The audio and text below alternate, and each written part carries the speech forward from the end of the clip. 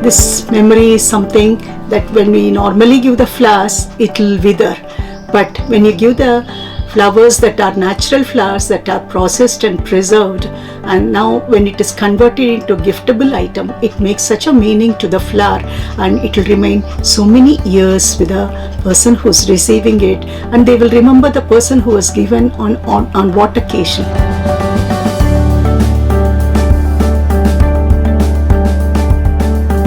This flower preservation was there in my mind from my childhood, because I used to work with lot of flowers in my interiors. But later, when these flowers started withering in no time, I really made myself that there should be some effort taken by me to proceed with some output that can extend the life of the flower comes out.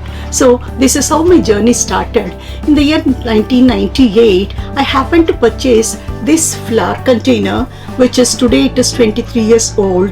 That time it was one of the best piece that I could see in the market. So when I explored this in the company which was selling it in High-Tech's exhibition, I found that this is something marvelous which I was really dreaming about. So this is how I taken up as an inspiration, and by the year 2016 I was able to come up with a technology that will help me to process my flower in the floral freeze dryer, which is first of its kind in India.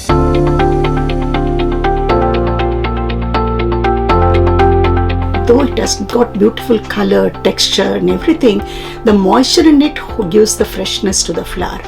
But what happens after 2-3 days, it withers. So once you hydrate the flower with the right kind of nutrients, energy providers and everything, it will revive the quality of the flower. That is not always possible. Only if the flowers are almost about 20 to 30% in the withering stage, we can revive. Once the processing is completed in the freeze dryer, then once again it has to be taken care to protect it from the external environment. Now once it comes out, they are naturally organic. It has lost its moisture, but when it comes back, it has tendency to reabsorb moisture. So we have to carefully see that they are protected with the post-preservation methodology, and then once it is post-preserved, then it has to be further embellished before it goes into the container for display. So this case is something that you have to be giving a airtight case. Only when there is lack of oxygen inside the container, there is possibility for it to retain the quality of the flower.